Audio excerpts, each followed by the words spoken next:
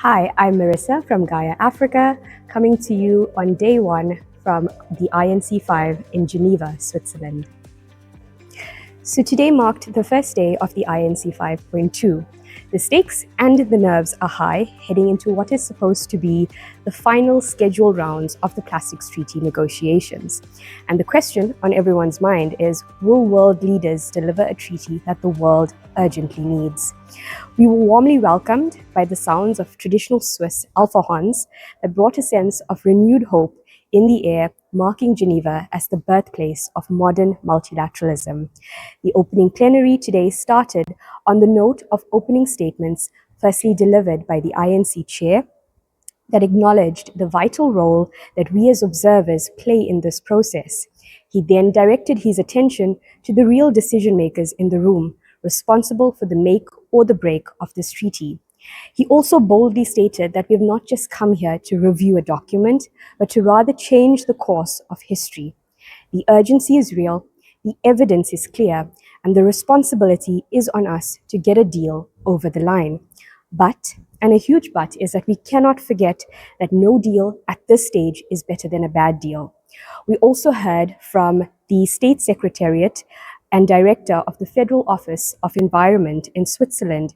Her opening remarks spoke to the transboundary injustices of plastics that we in our African communities are all too familiar with, having to shoulder the burden of the global north's waste dumping in our countries.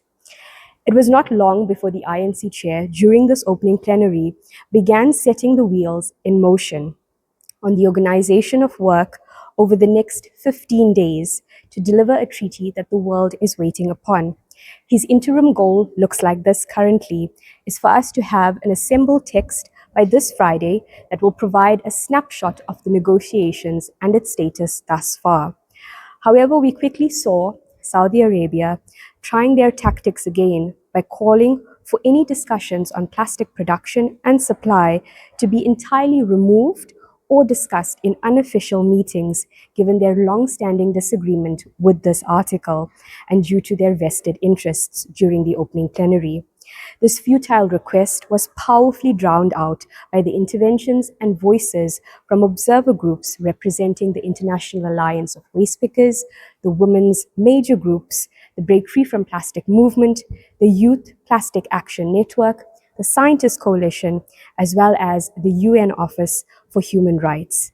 And it was with this motivation that negotiations have now proceeded into contact groups for the remaining half of this day. We now enter the contact groups, 4 contact groups, with the following battles ahead. For contact group 1, the battle ahead lies with this in mind.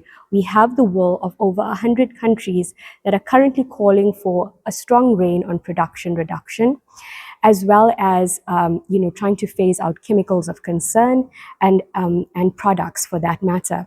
So that is battle 1 in contact group 1, which is around the upstream measures of the treaty. In contact group 2, we move ahead on waste management, and the red line or the battle line that lies ahead there is trying to convince countries to try and come to a decision on what effective waste management could look like.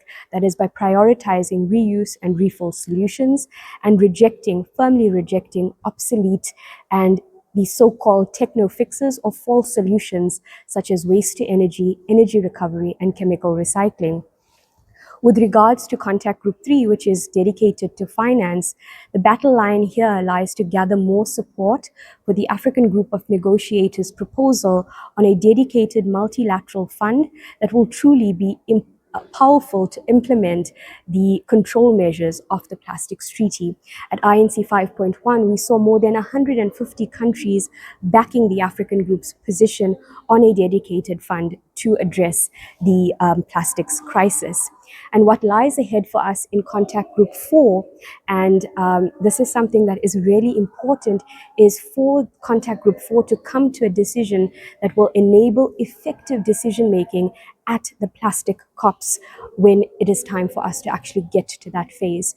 So this is all I can report to you for now on day 1, and we look forward to engaging in contact groups as the week goes on.